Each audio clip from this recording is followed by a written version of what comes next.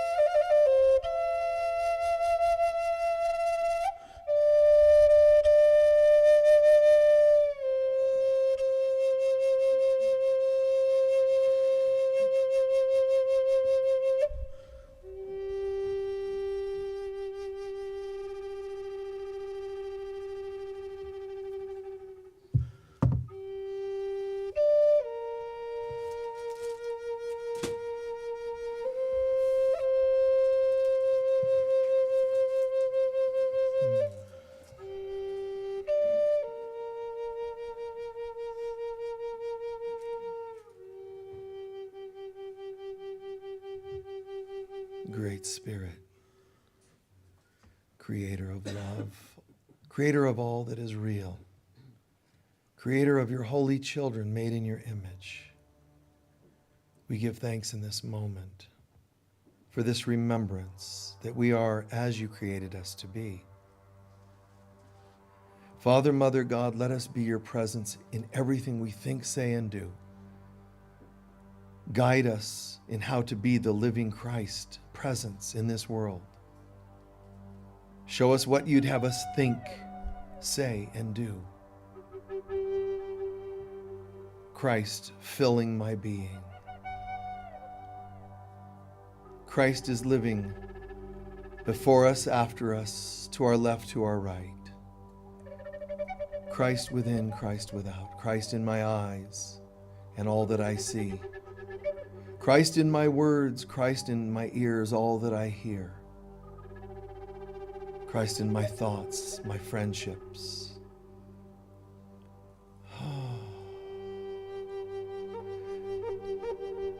Christ in my health, in my inspirations. Christ in my meditations and Christ in my challenges. This presence that grows and grows to where I can no longer see another world other than this one that you've created us to experience. And then we can say, when you see me, you see the Father, Mother, God, because I desire nothing but the truth of God. And so it is.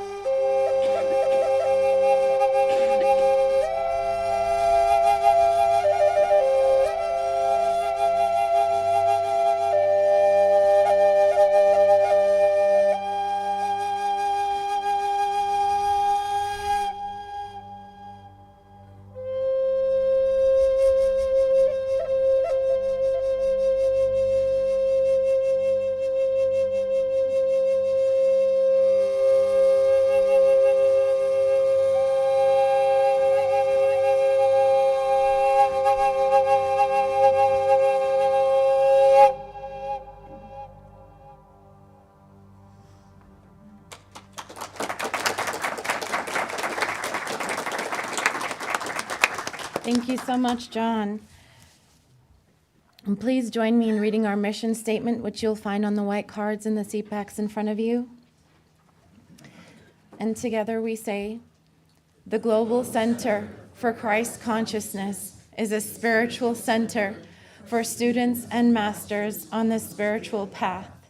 We are dedicated to awakening the inner Christ and to creating a world of love, peace, joy, and abundance. And now for our sacred reading for today.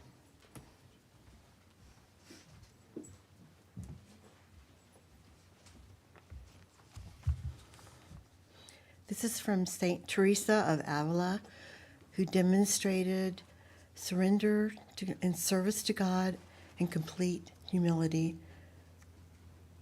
To have courage for whatever comes in life, everything lies in that. We can only learn to know ourselves and do what we can, namely, to surrender our will and fulfill God's will in us. There is more value in a little study of humility and in a single act of it than all the knowledge in the world. And so it is.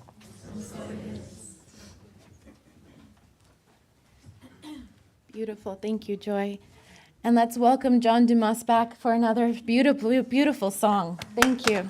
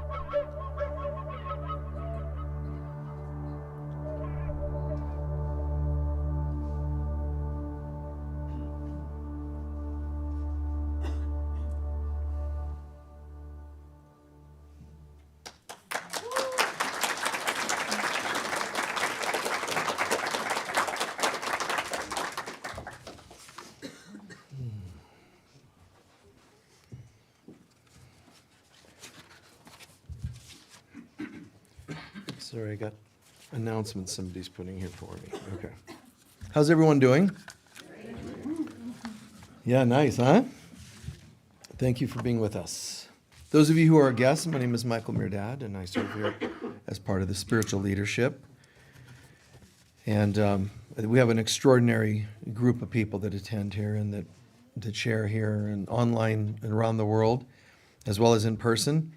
And part of our usual routine on Sunday is asking you what you'd like me to talk about. So this is me asking you, what do you want me to talk about? Dying suddenly, car accident, recognizing true wholeness within. Surrender. Humility. Hold on. Curse words. Hold on. What did you say over there? Surrender. Thank you.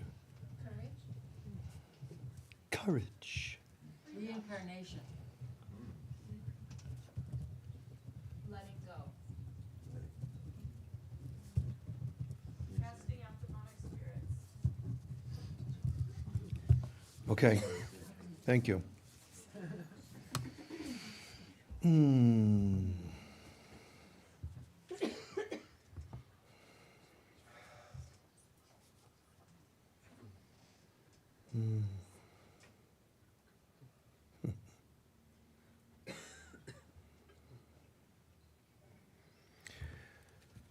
It's an incredible thing to consider, and it really causes people a lot of angst, even though it's mostly an unconscious process. It's a very big burden that we carry to know deeply who we are and yet to see ourselves acting so contrary on a day-to-day basis. Our divinity knows that we're divine. Our humanness has no clue. And those two are always in conflict, battling, until we can say, let God's will be done. And our human self can say that. And then everything sort of starts to align. But until then, not just say it, but learn to live it, then we struggle. Death seems like it's accidental or sudden instead of, I knew that, There's a knowing. When we tune into who we really are, there's a knowing. Someone might break up with you and there's not a hurt because you're like, but that's been done for years now and it's not a big surprise.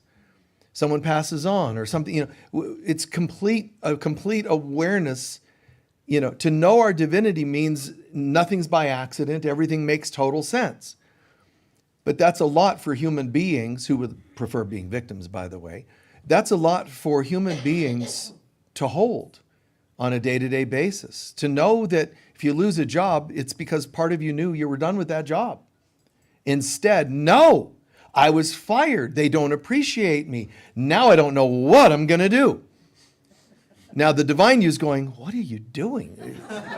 Are you just like, are you doing like a repertoire, like a stage,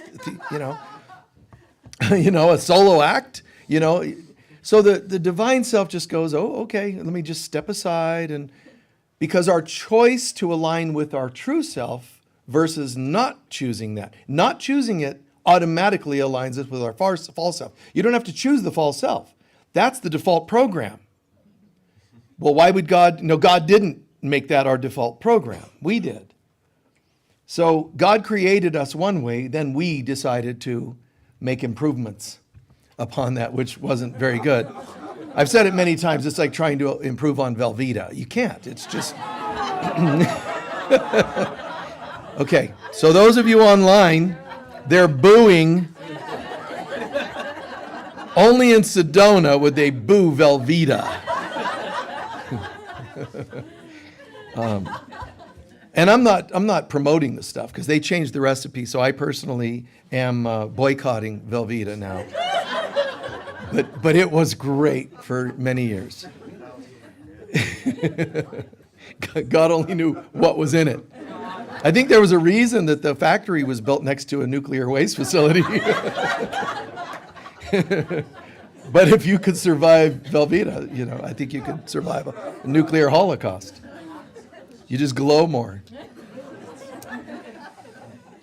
So, so we're pretending to be things we're not. We're pretending to be these things, human beings. It's the weirdest thing to say, oh, I'm getting older. I'm getting this. I'm not very good at that. All these opinions, none of them actually make any sense. It's the inverted pyramid concept, where in one respect, down on the human level, we're pretending to be this, and yet we're so much more. We're this vast, made in God's image. I mean, that's not a small thing. We're made in God's perfect. We are one with God. So think about what that means. One with all. Well, we're thinking with these little, if you look at a universe, a map of the universe, you can't actually go, you are here. If you saw a map of the universe, you could not even see our solar system, let alone the sun, let alone Earth, let alone wherever you're sitting in a chair. You can't look at a map of the universe and go, you're here. It's too small. So we think that we're actually these small characters in a big universe. And people say it. We're just little characters in a vast universe. And I've said this many times, and I don't think people really understand what I'm saying. We think we're little people in a vast universe. And it sounds so, wow, right? But we're actually, if the universe were to be this big, and we're like, okay, we're this little being in a vast universe. No. The universe is a little map in your mind. We created the universe. We're bigger than the universe by measurement that you can't even fathom. We decided to create the universe. It didn't create us. God created us as spirit. Then we, in the void, which meant in the beginning was the void, right? Stillness, a blank canvas. What that means is we were once alive in God, and when it says, and then in the beginning there was this void, what that meant was there was a moment we went from being one with God, and then next moment was we closed our eyes and went into a trance and made believe a universe. You get what I'm saying? We actually closed our eyes and went into a dream, went into a trance. What would happen? Here we are, one with God, navigating the experience of oneness, and the word is bliss, really. So we're experiencing bliss. Then we say, what would life be like if we weren't one with God? And in that moment, we said, well, let's find out. We closed our spiritual eye, we closed our eye, and then imagined going into a world, a universe, suddenly this little pinprick, so to speak, of time and space. And through that pinprick, into the other side of that, the whole universe was created. So the Big Bang happened in that little pinprick of time, which can't even be measured because it's so tiny. We went through that and went, oh, wow, where are we? I don't know, but it's probably your fault that we're here. Because a minute ago, I was in God and now I'm not. And all of a sudden, we needed someone to blame, so we went from being one being to multiple beings, which keeps, like fractals. It just kept multiplying itself. Some of us, now we have free will. Some of us said, you know what, I don't want to buy into this. I'm going to keep my memory of God. They're called angels. Some of us said, well, I mostly am remembering God. They're called light beings. Then there's another group of people that went further and further into, I feel guilt and shame. They become human beings. And then there are other beings that say, I hate everyone for this experience, and those are demonic beings. So really, where you are in the seeming creation of things, the hierarchy, depends on what? How much love you decide to retain. And every day you can become an angel or a demon, depending on how much love you choose to retain. So there are really three emotions that we can experience. Emotion's not the right word, but that's for lack of a better word for now. There are three things or emotions we can experience. And one of them is the human emotions, which are really subject to excitation and stimulation. Happiness. I just want to be happy. Actually, I wouldn't recommend that, because human emotion is based on, called happiness at its best. It's happiness, which can have an opposite, sadness. And happiness is also contingent on getting your way. I'm so happy today because I feel excited. I'm happy because I get my way. I feel seen. The audience, they applauded. You know what I'm saying? It's happiness can come from human things. That's of the lower three chakras. Joy, which I explained last week a little bit, joy is here in the heart. It's not a human emotion. And joy is not something you might get from others. Joy is actually, I recently was expressing unconditional love. Joy is the result. I demonstrated forgiveness recently. Joy is the result. Stimulation is what creates this other thing called happiness. I'm happy. I'm really happy. It's stimulation oriented. Joy, look at the feeling, the word. Joy. I watered and fed this flower and it opened. That's joy. So joy is the response, the result, the gift of having made good decisions on a heart level. It's not stimulation oriented. The third emotion we can have is called bliss, which is the upper three chakras. You could honestly say, you could accurately say, bliss is of the father, joy is of the mother, and the rest is, oh brother. That's a bumper sticker waiting to happen. So, I don't know, God only knows where these things come from. But anyway, so it's of this world. I don't want to have any emotions and reactions and responses that depend on anything outside of me, because there is nothing outside. And that means even when things seem like your senses, I'm really happy. Why? Because I saw a rainbow today, tasted my favorite food, heard somebody compliment me. Do you see what I'm just doing there? It's your senses. The yogis have said all along, your senses are lying to you. That's why they promote throughout thousands of years to learn to have some willpower, some center, enough to say, I don't go by my senses. And that's challenging. Because, how do you know when the food's not burning? You smell it, you see it. How do you know how fast you're driving if you're not using your sense? You better slow down. Your senses seem to help. And that's okay. If all you want to do is survive, then you use your senses to help you survive. That's hot, don't touch it. And people will say, that proves that your senses have value. No, it just proves that you think they have value.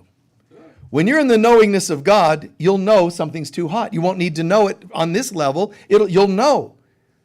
When a relationship is done, you know. You don't wait till you're told on the phone with your ears or through fax machine like Phil Collins did to his wife. Anyway, that's a true story. But anyway, isn't that something? Remember that? We're done, Now, anytime you hear fax machines, you start having a panic attack and you don't know why. Last time I heard that, I got divorced, So all that said, it's like the senses, they lie to us. You could say unintentionally, but they deceive us. But you have other senses. There's a sixth sense that comes from joy. You let joy be your compass and it becomes like a sixth sense. I know psychically we say the sixth sense is clairvoyance, clairaudience, and so on. And that's true. But when your heart opens, you start having those other senses, higher senses. I'm not saying which chakra, I'm not going that far into this. I'm only saying that when you learn to love people, you start to have clairaudience and clairvoyance. You understand? It's not supposed to be just a psychic skill that you developed in a class, although that's not a bad thing to do. You can work on that skill. But if you don't love people, it'll never develop as fully. So people would say to me, well, Michael, how can we, and how do you know things so much? If it's a humble thing, honestly, which is hard to say. I'm humbly telling you that I'm humble. But what I mean by that is I can prove it. It's anything I seem to be able to do, it's out of love and care for people. That I know. I make mistakes. I don't make mistakes. I do one day and not the next. Not the point. What I do know is my intentions are typically good. Love and care for people, and you will automatically start having other senses opening up. You'll automatically know to give more in tithing. You'll help people more often. You'll give a hug. You'll take a hand somebody a tissue. You're just more aware of everything because in the heart, which is the air element, earth, water, fire, air, and that's also the sign of Aquarius that we're entering. Well, one of the key words for Aquarius is brotherhood, humanitarianism. Think about it. So this isn't that mystical that I'm saying. It's actually the truth. It's just a fact. This era is the time of opening hearts. It may not seem like it because of silly, petty things of the world, like the news and politics.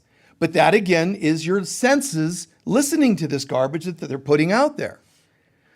The ego will always find ways. It'll work tenaciously to find ways to keep you from discovering, moving from five senses to joy to bliss.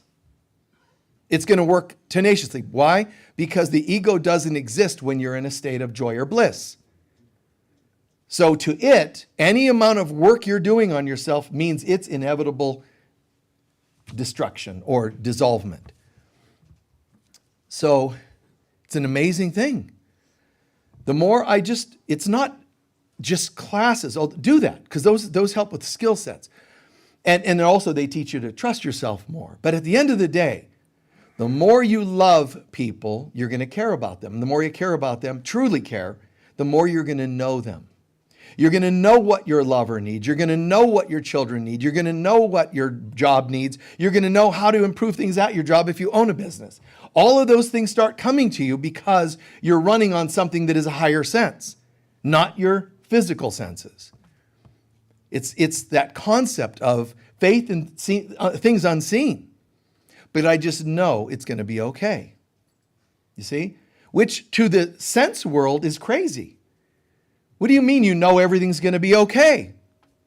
You know, you're in a deathbed and you say, but I'm good either way. No, that's a wrong decision, you know. But you're coming from a place that's different. Jesus, I know I have food you know not of. That's what he means. I'm plugged into knowing. Yeah, but Jesus, here's what we need to do. Senses. It's the senses talking. Let's see. Logically, we need some food, so da-da-da-da-da.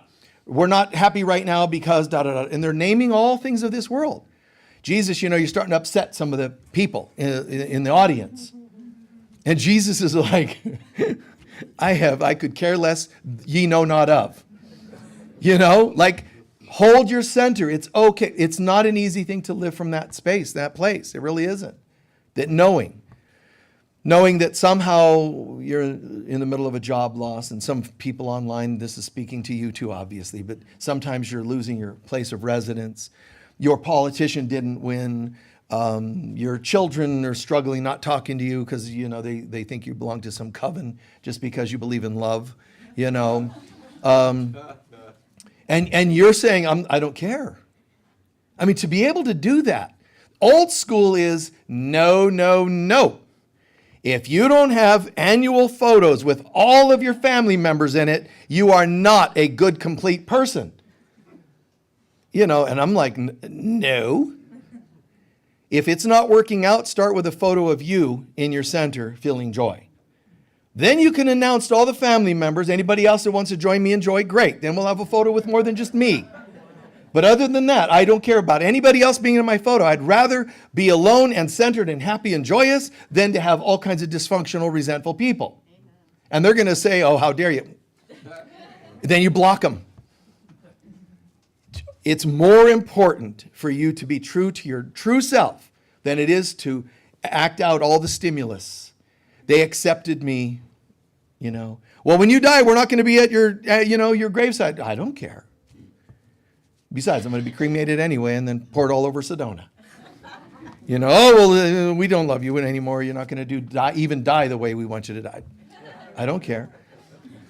Don't care. And, you know, what about your will? We still want your will. No, man. If you're not, plugged in, man, those who do the will of God are my brothers and mothers and sisters and they don't get that. We go from humanness to spirituality. We go from having human families to a spiritual family. Who's your spiritual family? My tribe. Whoever resonates with this concept of unconditional love and peace and joy, oneness, love, God, Christ consciousness. And whoever that is, and I don't care if it's only your cat. then you give that cat a really cool set of things to play with in your living room. You say thank you. You always say thank you to the critters, the beings, the sky, or whatever. Wherever you see love and light reflected, say thank you constantly for it. I mean, when we were waiting, I was just listening, and I'm thinking, and this is Michael's brain, you have to understand. But John's playing, and I'm thinking, and this is my humor, my style, but I'm like, son of a gun, and I'm just having this conversation. I'm going, it is so surreal that he plays so well. And I'm listening, and he's like, playing 5 different things. He splits his breath into like 5 parts, and this one's playing this, and this one's droning, and this one's doing whale sounds, and I'm just like, what? But I marveled. You see what I'm doing? And it immediately takes me to my heart, and then I feel joy and love and think, dude, you're incredible. And yet he's us, and the capabilities, what he's doing musically, and I'm listening to him, and he's got certain beats and music in the background, and I'm like, and then I'm watching him mess with the computer, going off and on to different pieces. I'm like, wow. But that's how I feel. When you see goodness in this world, feel it and go, wow. When you see people being loving, brilliant, inventors, athletes, when you see people excelling into their mastery, you don't have to externally say much, but just inside, marvel. Because what happens is energetically, you and that person are lifted. My gratitude for you, your presence, your skill set, your love, your unconditional behaviors, whatever, it lifts us all. People from your past, even if they've passed on, never stop thanking people for mirroring God to you. Because they're... Good, yes. Can I hear an amen? Amen. Yes, Jesus. Praise Jesus.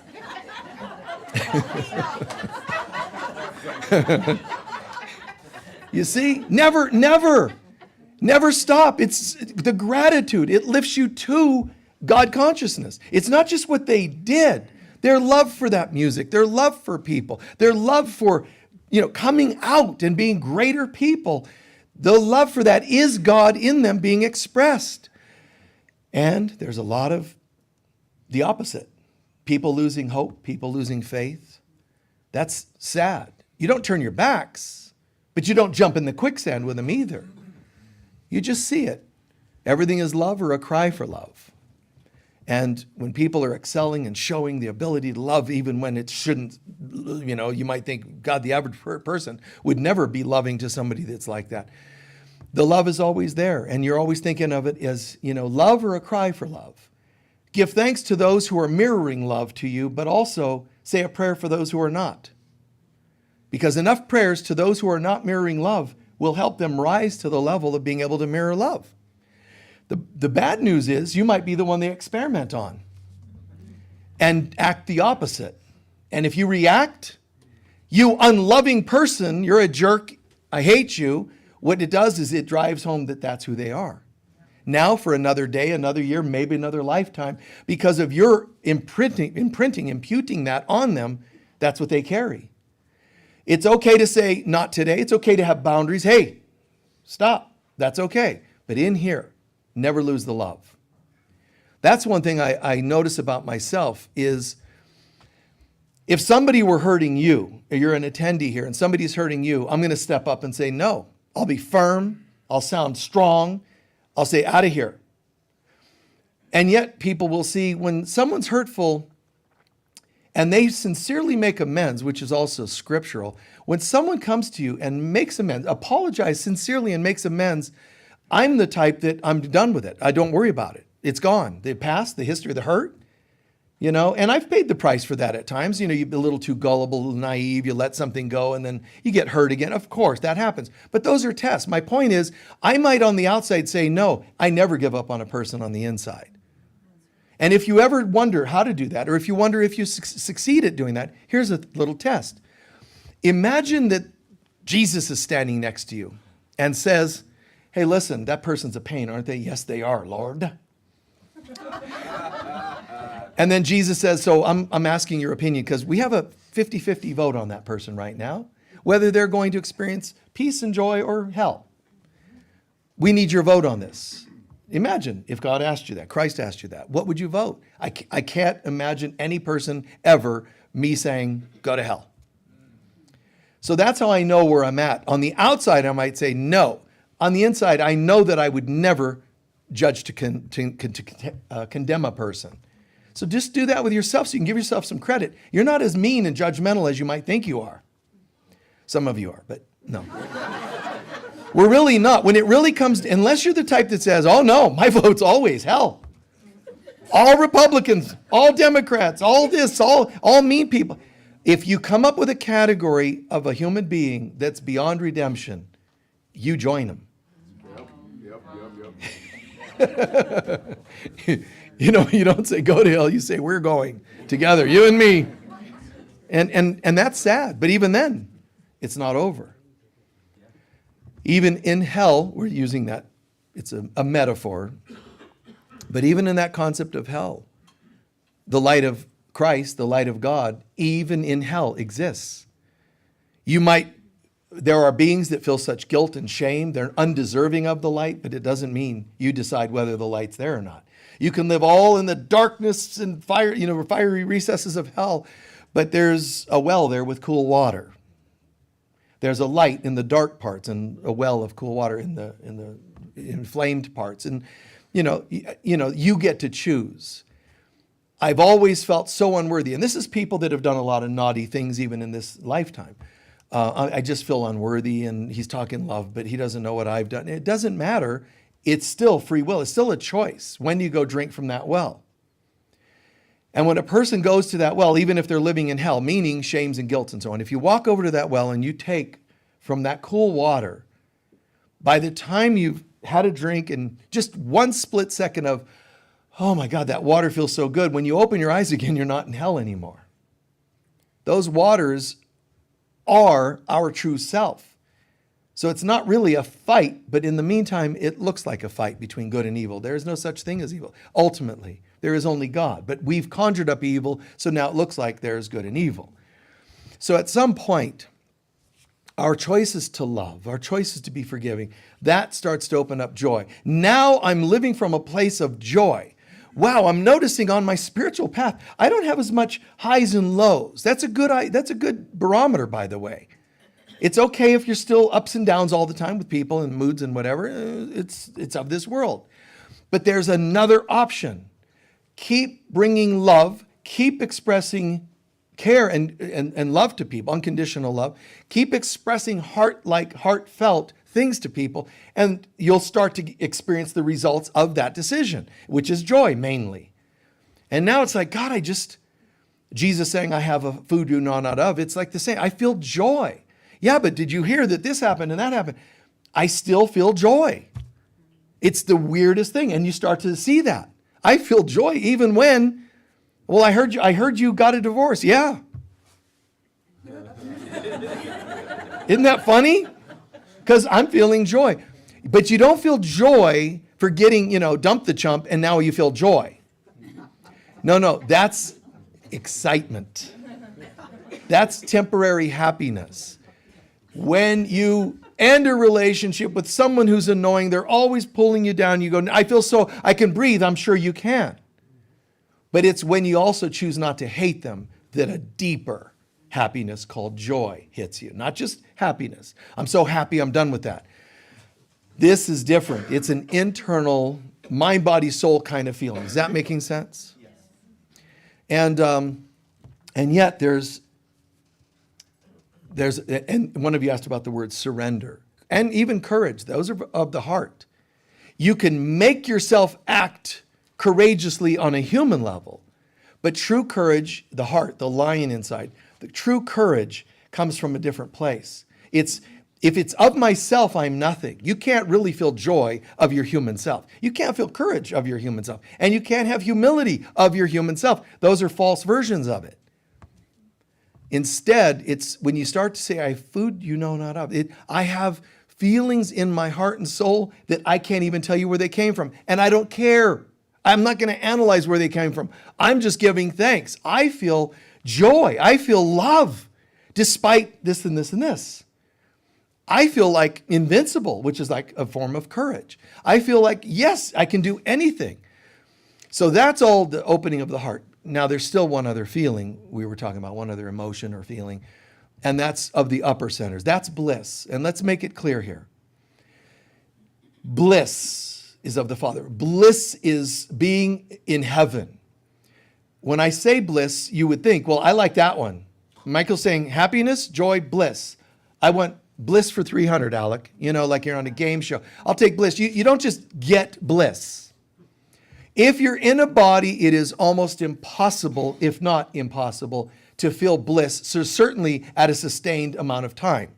In bliss, you can't hold a body because the body was the result of not feeling bliss. Now, some of you are like, oh no, I love the body. I know. You have to understand, the body is something that dies. The body is something that is limited. It's called your mortal self. Mortal coming from, death, mortal, okay? Mort, it's death. So this body is designed to prove you're a limited being. The ego helped you design and create a body to prove you will age and die. The wages of sin are death, meaning if I'm a sinner, if I'm subject to judgment, which you're not in God, but you are by humans and yourself, you're going to die. So your own judgments on yourself will lead you to death. That doesn't mean you should get on your own case and, you're a bad person if you die. No, it just means it's part of you that still believed in the mortal game. But none of this is real in the big picture. But while here, this was created as an expression of separation from God. That said, if I don't rely on my senses, I'm already starting to rise like Kundalini up into higher parts of my being. Now I'm starting to understand higher things. But if I try to get into a bliss state, bliss can't see a body. That's why A Course in Miracles says the Father is not aware of your mortal world, which sounds like don't let that scare you. It's a great statement, but I can't explain it in more detail right now. God, in its ultimate sense, cannot see that which is not real because it isn't real. Don't blame God just because it sees beyond what you think you see. This is a good thing. God, help me see the world as you see it. Oh, okay. And it isn't there. And instead, you close your eyes and now you feel bliss. So I changed eyesight for a state of bliss. That's pretty cool trade. But to mortals, it sounds like a bad trade-off. I want things of this world. So unfortunately, there are people that go, oh yeah, bliss.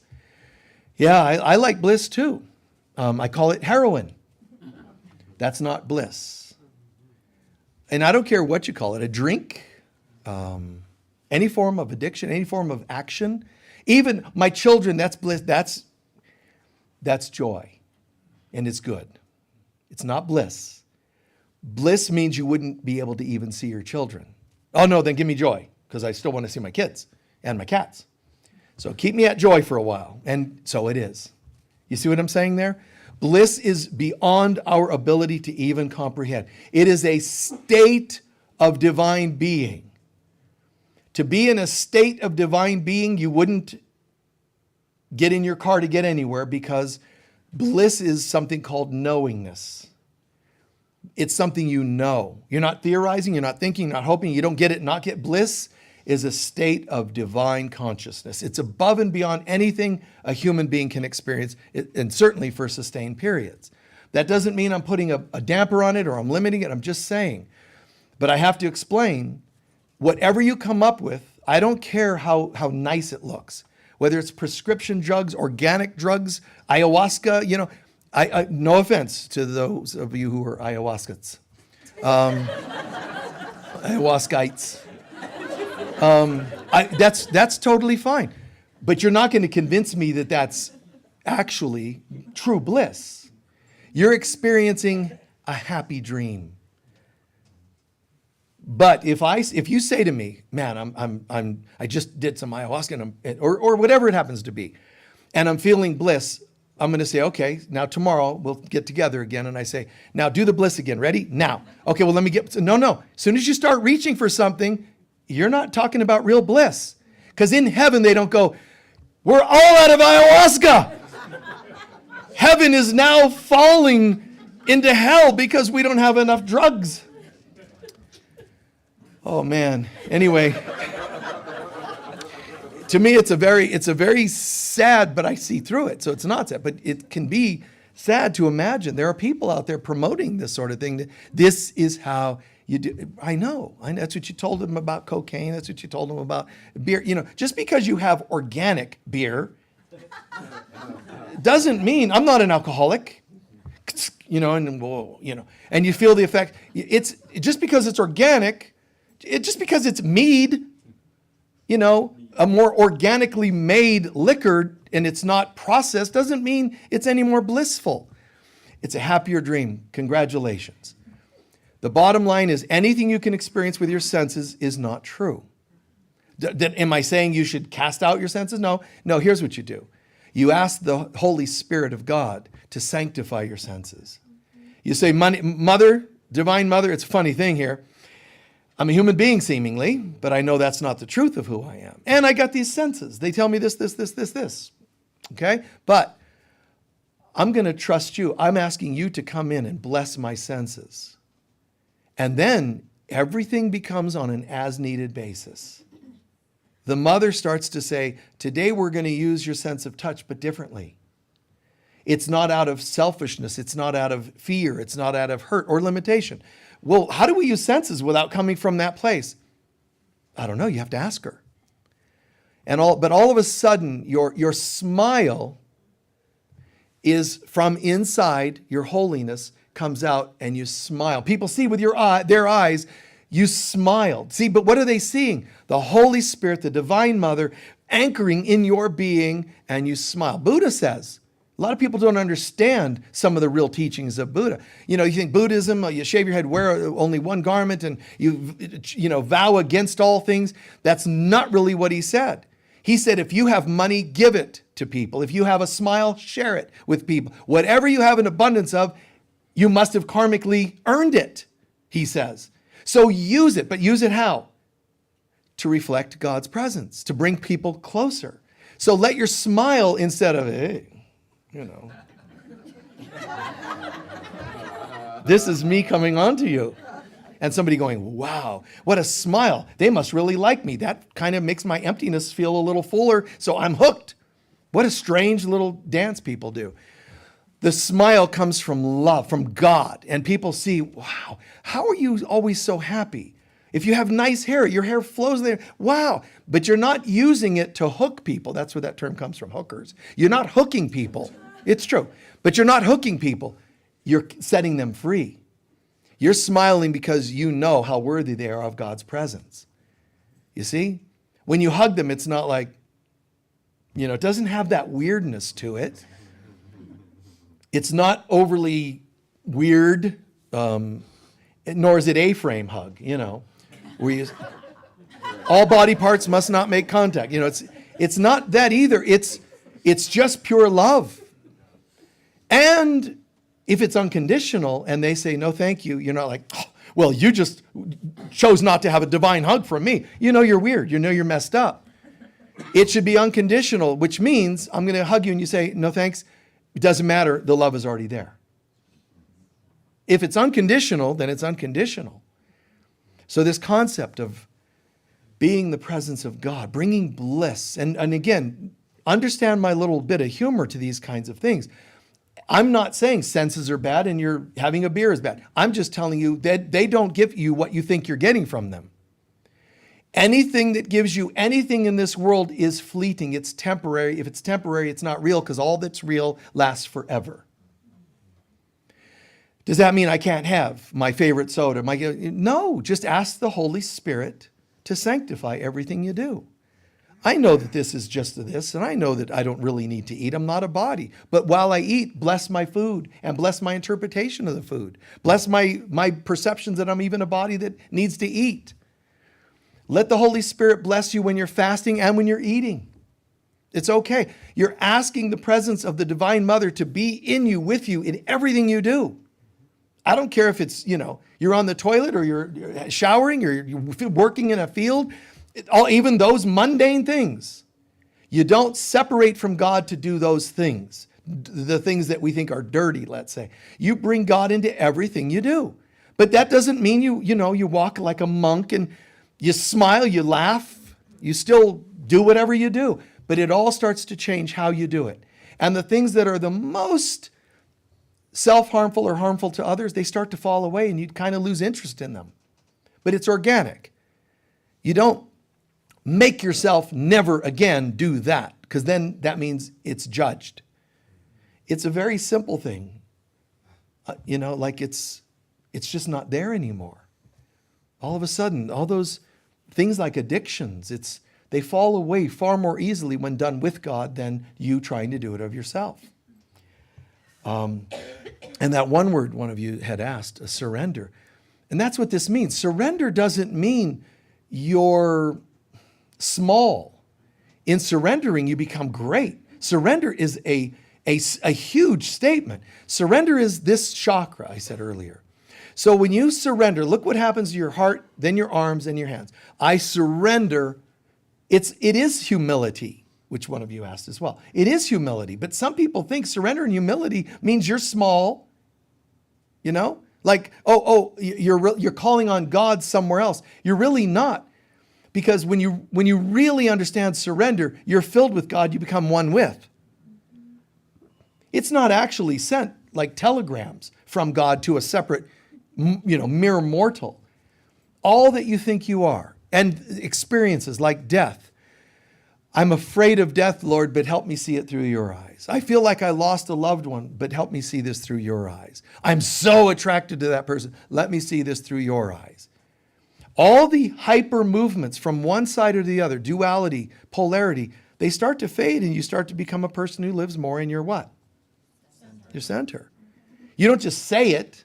There are people that get stoned and say, wow, this helps me find my center. What? I can't hear you. You're so far over there. Well, then there's the opposite. I don't do any of that naughty stuff. I totally, I fast all the time and I vows of poverty. And again, you're so far out, I can't hear you. Vows of poverty. Why? Because the Lord said nothing to that effect. What you have, share. That's it. What you have, share. And if you say, I have no money, but I have a smile, share it. Whatever it is, you can just have nothing but beautiful long hair. I don't care if you look like Cousin It from the Addams Family. All you are is a creature of long hair. When people look and talk to you and say, wow, amazing long hair, they're in your presence for a reason. Now tell them about God. Not verbally, not literally. Show them the presence. If all they love is your hair, use it as a way of saying, that's a bridge to another conversation. Thank you very much. I appreciate that. What do? Do you use special shampoos? No, I think that it grows on love. Use words that bridge and teach them something different today. You tip somebody, a waiter, waitress, server, you tip somebody at a restaurant and sometimes you give a little extra and they're like, are you sure?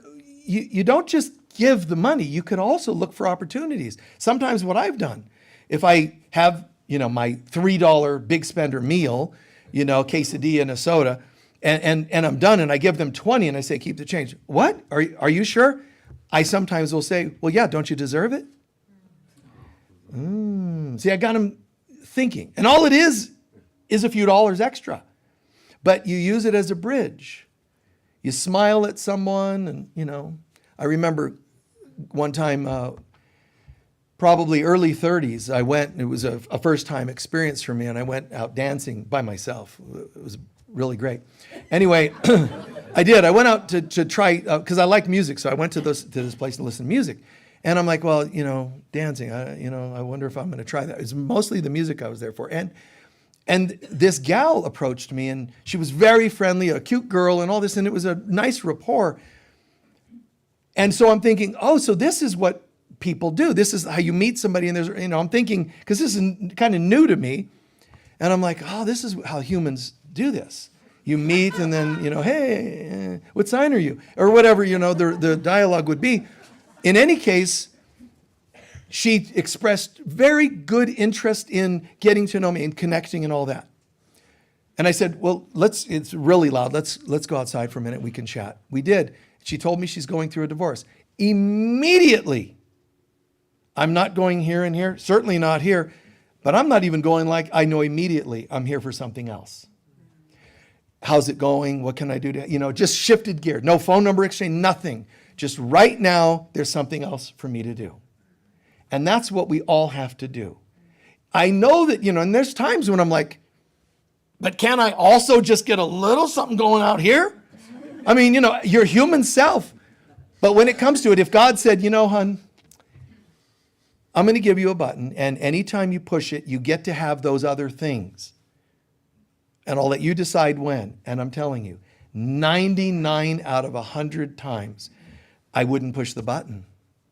Because as soon as you push the button and go by your senses, you got to hook up. You got to have a drink, or whatever it is. And I've never really had a drink or anything like that. But as soon as you decide, remember, you can't have this and this at the same time. As soon as you decide to choose something out here, that's what you've got. That's partly what was meant in Scripture, that when you want to show people that you've been a wonderful person, be careful not to say things that make people thank you. Because when they do, that's all you'll get. There's no good karma waiting now. You got your reward in somebody thanking you. So I have chosen, I'm good. Every so, I still have a life. It's still here a little bit. But there's times when the human self says, seriously? I mean, and I do it like that. I do it where it's humorous. I'm like, seriously? But I do it out of fun. Because I know God's going, you got the button? No, fine. And I know that what I'm saying to us all, make the choice that is the greatest good. And if you get to choose that, you get to have something of a stimulus that can make you temporarily happy, but you're not going to get this from it as well. As soon as you identify out here, sacred sexuality, for example, as soon as you engage in the body, you think you're a body. But you can't know a body and bliss at the same time unless you ask the mother to help you do that. So if I'm going to be intimate, if I'm going to have a soda, or if I'm going to eat meat or something that you're against, if you're going to engage in the world more, I'm telling you, as soon as you do it, that's why the ancients were like, no sex. It's like, oh, it must be naughty. What they were saying was, as soon as you engage in the body, you think you're a body and you're not then bliss. So your decisions, even if it's to hold resentment, argue with somebody and prove you're right. As soon as you engage on a human level, you're no longer divine. Does that make sense? You told the universe what you were by your response to the situation. I just want to have that. Okay, but so be it. And the universe says, and so it is, but now you're not this. And my mind doesn't do well with that. I can't go, well, that's okay. I'll just pretend I'm okay with it.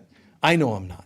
The downside, the hard part was to constantly choose centeredness, not always perfect center, but centered. The constant choice of that has made it frustrating at times to go, but what about just normal or human stuff? And I've had to learn how to navigate that. That was not here's a perfect way to do it. That's a day-by-day thing. How much to work? How much do you have a cold? Do you sniffles? Do you get a tissue? Or is that acknowledging the illusion? If you eat certain foods, is it naughty? Is it bad? Just keep drawing the Holy Spirit into it, and you're healing these things one step at a time and a day at a time. There's no way to live perfectly spiritually in a human body because they're mutually exclusive. And if there's a way, and there's only one way, but it's not done the way you think. It's not your way. It's not of myself. It's something supernatural. I do not know how to engage in this and still hold my center. You're having an argument. As soon as you have the argument, you're getting pulled. You're no longer here. Yeah, but I told them and I proved that I was right. Good for you. Course in Miracles says, do you want to be right or do you want to be right? Where's your center? Where's your value? God. Where's the value? Real God. Yeah, but they were saying, I know. Yeah, but I needed to prove to them. I know. Isn't that something? So look at you. You're right. Now you're one side or the other. Right or wrong, you're going to be upset because you're out here. If you're the one that was beat down in the argument, you lose and you're way out here. If you win the argument, it doesn't really feel blissful. You feel excited. You feel validated. Those are not divine feelings. So at the end of the day, what do you really want? I want to feel the blissful presence of God. That's what your real self wants. But the human self is complaining about that. So ask in your heart of hearts, I don't know how to pull this off. If I start to become intimate, I start to feel stimulation and excitement and so on. I don't know how to feel the body and stay centered at the same time. I don't know how to have an argument and stay centered at the same time. Whenever I do my checkbook, oh my God, I'm like, okay, Om Mani Padme Hum. And then I look in the book, oh my God, oh my God, oh my God. I can't keep the Om Mani Padme. It starts to go, oh my God. My chant, oh something else. So what do? Sit back. Well, that's not going to help. That's it. No, listen, sit back and breathe. This is what I think I see. I'm allowed to say that. This is what I think this is what appears to be happening. My partner seems to be cheating. My partner passed away. My children, this is what seems to be. Throw that on the altar. Say that. This is what seems to be. But I know this is not the way you see it. And I am determined to see this as you see it. And this is what's beautiful, is that we're given encouragement, not just the right.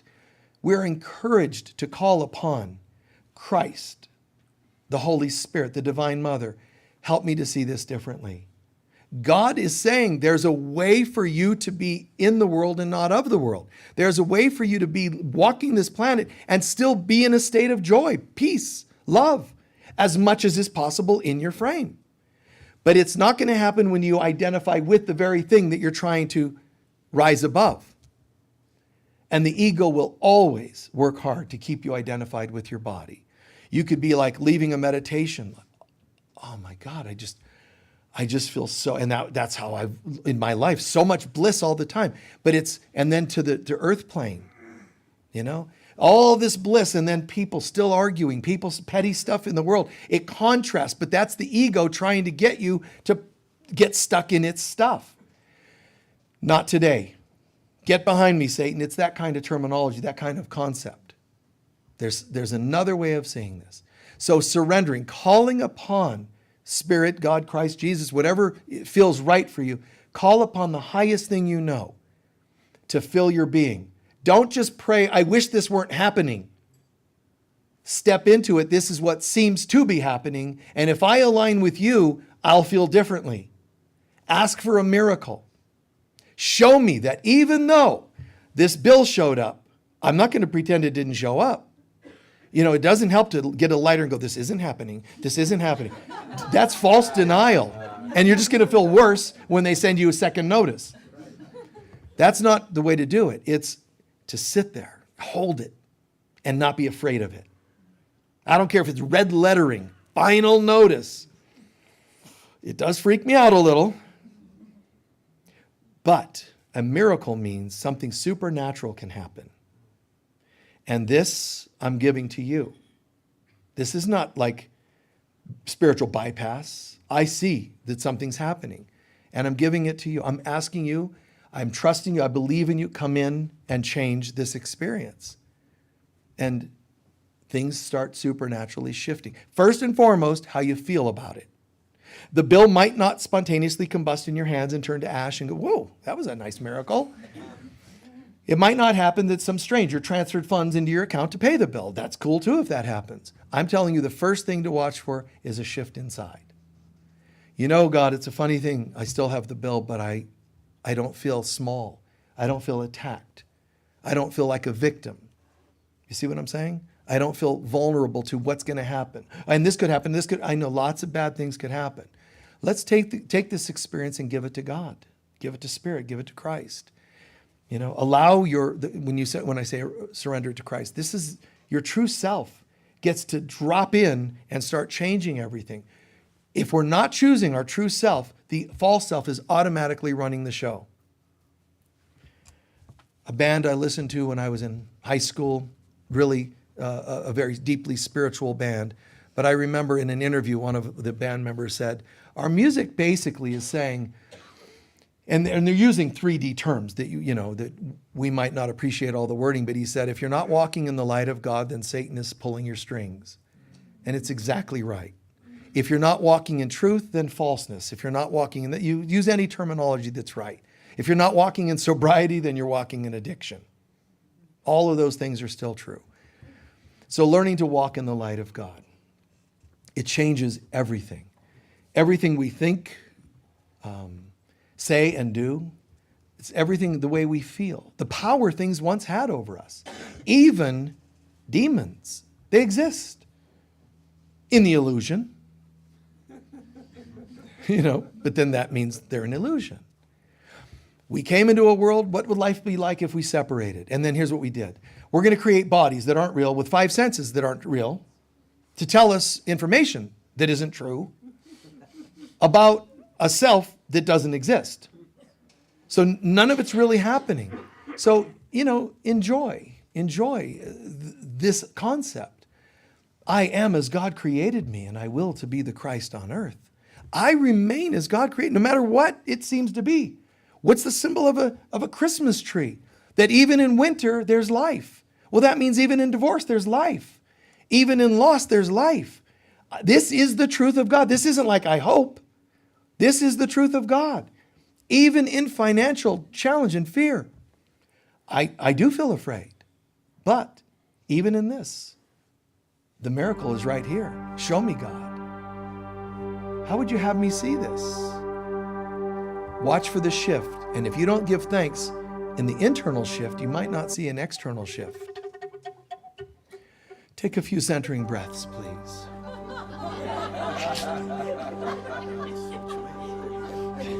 Joy.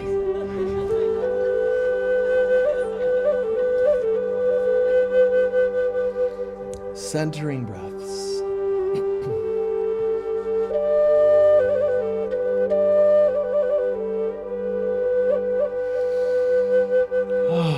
Just drop in. What did you hear today that made the most sense? What seems true for you? Anything that's conflicting for you, not feeling right, just let it go. For a moment, integrate. Breathe in what you heard that made sense and let it become truth for you.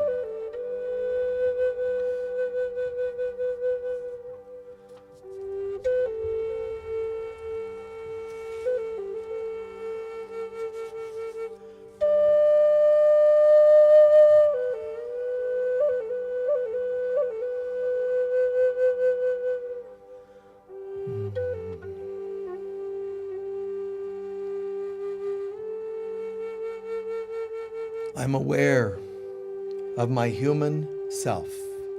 I'm aware of my 5 senses. I'm aware of my dense self, my opinions, my experiences, all such things. I'm not denying them. I'm aware. But I'm calling upon you, Divine Mother. Birth in me the 6th sense of joy and love for everyone.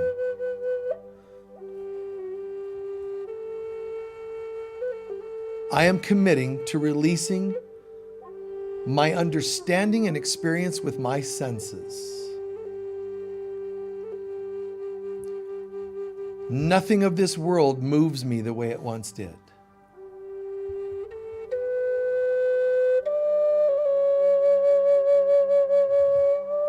From psychic abilities, I now birth intuition, heart level intuition, a knowingness. Breathe that into your heart for a moment.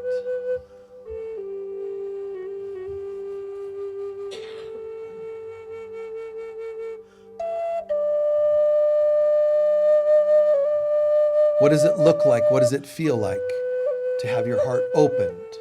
What if you only know things, not from your senses, but from your heart, what's true?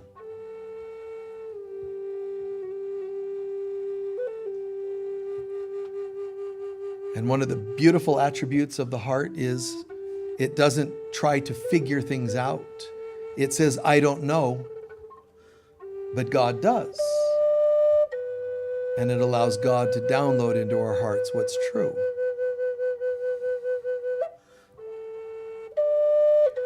Higher still, seventh sense, the bliss of God. It can be known. It's called oneness. There's nothing to do. There's nothing to intuit. There's nothing of the senses. In this seventh sense, I become one with everything. There's no choices of this or that, what's right, what's not right. It's everything is the knowingness of love, the knowingness of God. Surrendering to this can bring bliss.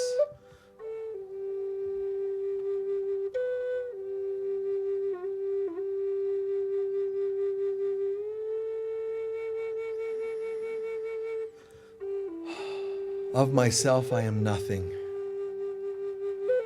Holy Spirit, enter through my crown and activate my knowingness. Let me be the presence of living bliss.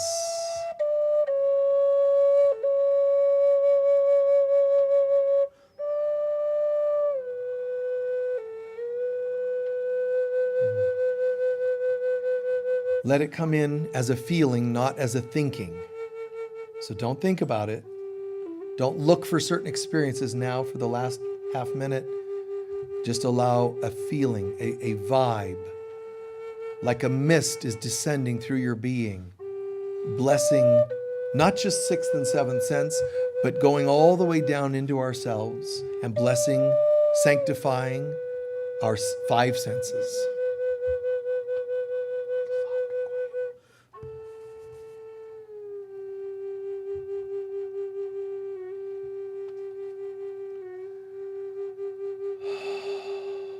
The bliss of God.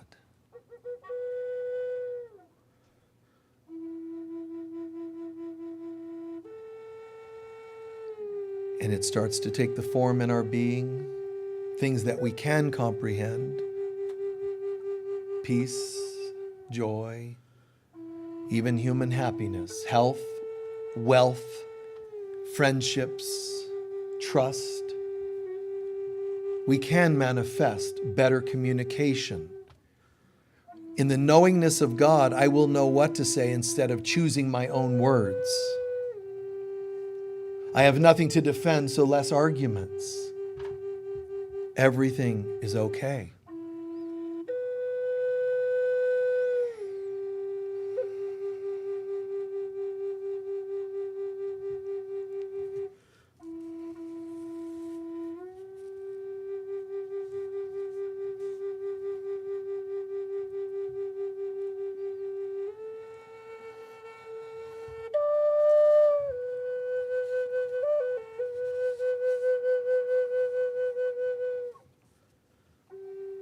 And we close with this. Just for half a minute, imagine, what if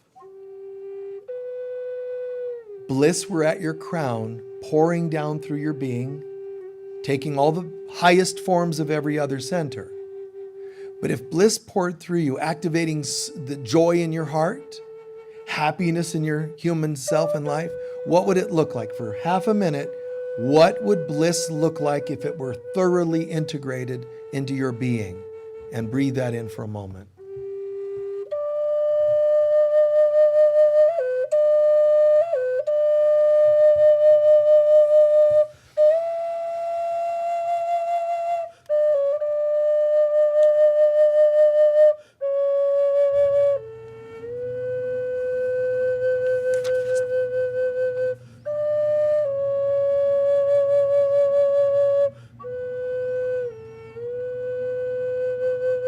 And slowly begin reintegrating into the room, but keep the feelings with you. Don't leave them in the meditation. Bring them in. Squeeze your hands because you're insisting that your hands, your arms, your shoulders, feet, squeeze them for a second, acknowledging this feeling is going into every cell, every joint, every organ, every gland. Pack it in there. Just Into your lungs, into your spine, into your shoulders.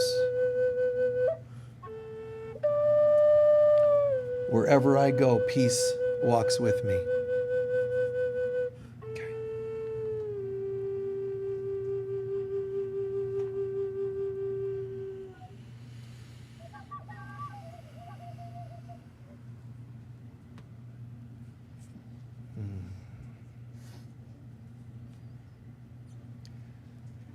Remember, when it comes to your five senses, ask the Holy Spirit to come in, sanctify them, change them, raise them to a higher vibration. When it comes to joy, acts of unconditional love. Bring joy to others if you want to feel joy yourself. That's how this happens. Bliss, how does that happen? It's of God, but you can still bring it in. Mainly, believe it or not, through imagining the presence of God, bliss, pouring through your being. It's the main way to integrate bliss, is to imagine it so. Okay? You can't control it. You're inviting it. So 2 things you do for that upper sense, bliss. Invite it in, like you do the other 2 sections, the other 2 emotions. Invite bliss in, but also take time to imagine that it's so. Is that all making sense? Yeah. How's everyone feeling? Good, good. Well, thank you for being with us today. We're going to do our closing prayer. First, a couple of announcements and then our closing prayer together. A couple of announcements. One over, I'll do that one after actually. Remember, we have our crystal bed and the healing room out here. So you're welcome to use that during the week. It's a crystal bed, which is you can Google it or read our materials on it, but the crystal bed's an incredible experience. It's really multidimensional, but great for overall healing or even for specific things. Be as generous as you can be when you're doing your donations to us during Sunday or any other time during the week. And if you're watching us online, we appreciate you. You know, you can click on the like button and do all those cool things. Let's see. We are asking now for donations. We're in December.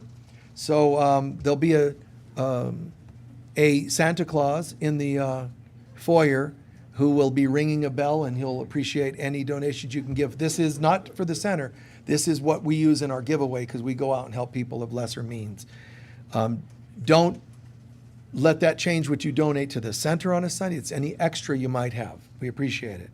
Continuing this Friday, December 13th, 6 to 8, you can join Valerie Hopkins for a part 3 of a 5-part Enneagram series, but you can join any part. So you can join that and you can watch it online or attend in person.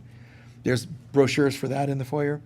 And we have our spiritual healing counseling mentoring. That's not this Wednesday, is it? No. Yeah, so it shouldn't be on here. So remind me, we'll have to tell them how to do that properly. And lastly, Robin, Rose, and Liana are facilitating an angelic communion workshop, heavily founded on the material of the Essenes. So I highly recommend this, by the way, December 14th, 1 to 4. It's about balancing heaven and earth, the Essene path, but it's also lots on angels. Okay? I think that's it for those. I'll come back to that one when we're done. And we're going to do our collection. Please be as generous as you can be. The bags are what you put your donation in. The baskets are any extra donations you can share. We usually use that for people of lesser means or sometimes special projects. Okay? All right. Please hold your love offering to your heart, setting an intention that it multiply for us, the receiver, and for you, the giver, multiplying tenfold, honestly. Hold the love offering to your heart and really, really feel. Divine love flowing through me blesses and multiplies all that I am, all that I have, all that I give, and all that I receive. And so it is. Thank you. All right, we're just a minute away from our closing prayer. Anybody, can you share what you heard today that made the most sense, that might have proven the most important to you, or things you might be able to share with other people in your life? What did you hear that made the most sense? Yes.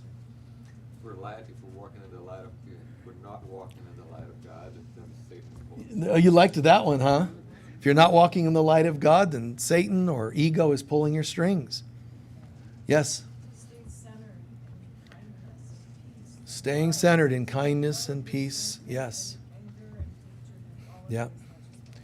Holding center. Remember, stimulus stimulates. Whether it causes you to go up or crash down, it's all related to that bipolarish spiritual path that isn't very spiritual. Your walk in life should not look like this. These intense ups and downs based on, I'm getting something I want, now I'm not getting something I want. That's not really that centered. How do I live and walk more closely to that beautiful line in the center? Yes? I was going to say the same thing, and then following up on that is how to be gentle with yourself when you go away from the center. Yeah. Because you do.